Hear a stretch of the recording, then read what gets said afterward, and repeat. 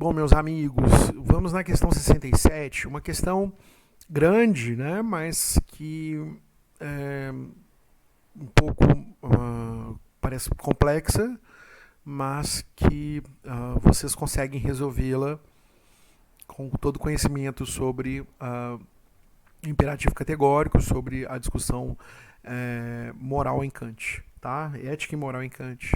Então, a questão começa o seguinte: leia o texto a seguir.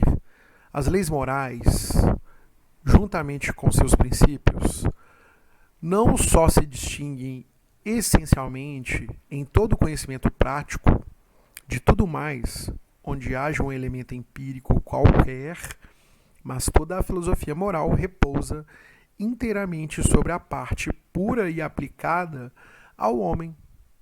Não toma emprestado o mínimo que seja ao conhecimento do mesmo. Antropologia. Kant, Fundamentação da Metafísica dos Costumes, tradução do Guido de Almeida.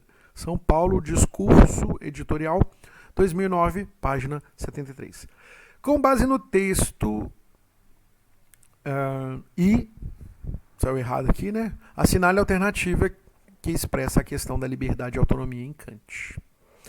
Então, gente, não ignore o texto, né? Sempre voltem ao texto, porque o texto tem elementos que nos ajudam a responder, ok?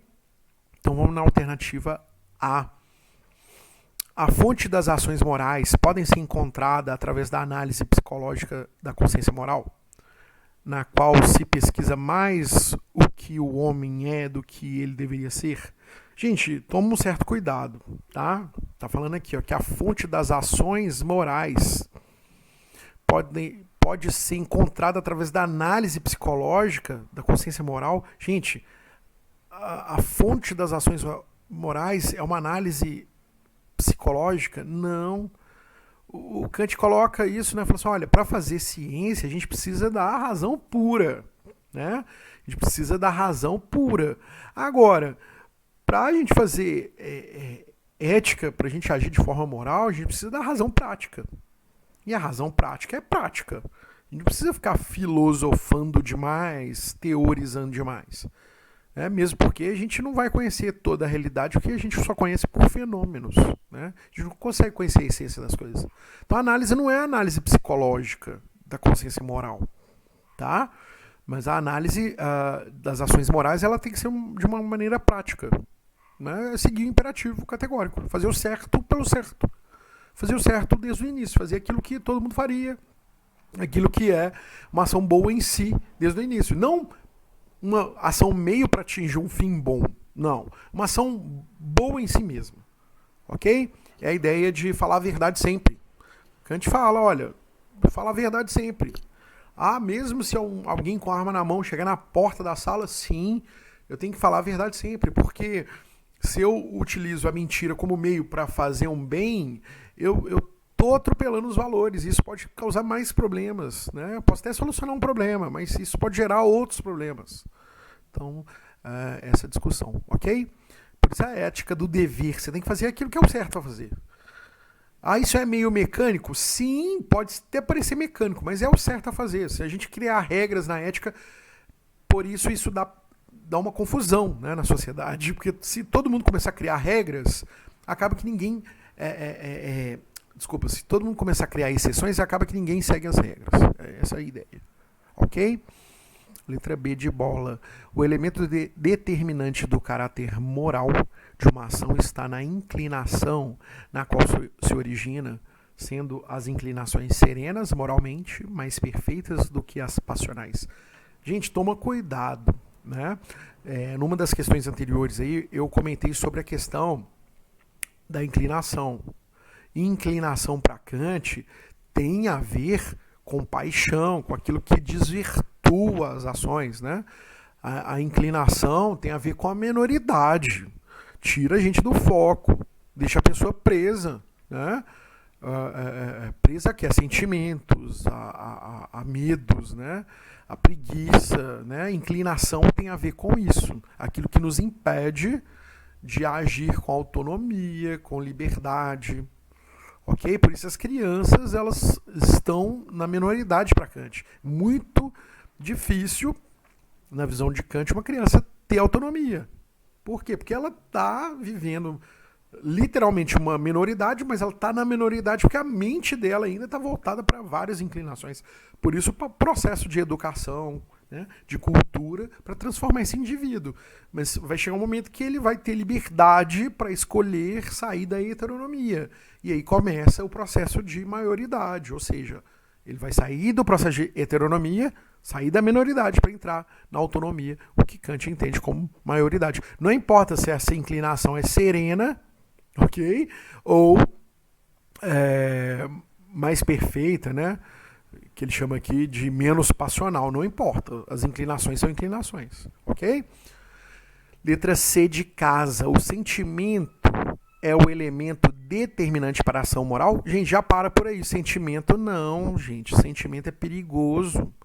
Agir pelo sentimento. Olha o que as fake news fazem hoje, né? Elas nos provocam um sentimento. Muitas pessoas acreditam num fato porque elas sentem, não porque elas raciocinam.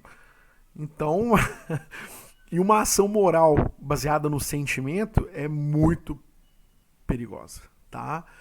Lembra dos crimes passionais, crimes praticados por pessoas por sentimentos, motivações, muitas vezes um sentimento de ciúmes, sentimento de traição, sentimento de posse. Isso é um problema no mundo jurídico, problema dentro do direito penal, né? No mundo que a gente vive, na sociedade, porque as pessoas elas acabam, a partir do sentimento, gerando conflitos nas relações, né? Isso é um grande problema, tá? Então, mas para a gente continuar aqui, letra C, então, fala assim, ó, o sentimento é elemento determinante para a ação moral, não tá errado, tá? Não é elemento determinante, então já marca tudo aqui, ó.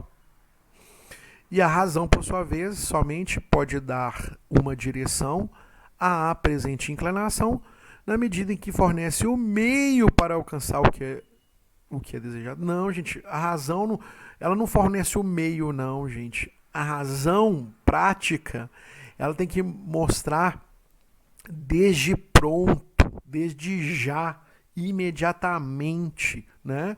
Ela já tem que mostrar a ação boa em si. A ação boa em si mesma, desde pronto, ok? Letra D de dado. O ponto de partida dos juízos morais encontra-se nos propulsores humanos naturais, os quais se direcionam ao bem próprio e ao bem do outro. Galera, muito cuidado quem marcou essa alternativa, tá? Porque quando ele coloca aqui propulsores, né, quem elaborou a questão, o vestibular que elaborou a questão, coloca aqui, ó, propulsores humanos naturais. O que dá a ideia disso? De impulsos, de inclinações, de sentimentos. Os animais são motivados pelas suas propulsões, ok? Naturais. E qual é a diferença das propulsões humanas, naturais, e dos animais? Quase que nenhuma, tá? Quase que nenhuma. Não tem muita distância, não, ok? Então, os juízos morais, eles não podem ser baseados aí. Muitas vezes são, na realidade, mas eles não devem ser. Lembra? A ética do Kant e a ética do dever não devem ser. Como devem ser? A partir do imperativo categórico. Fazer o dever. Ok? Letra E.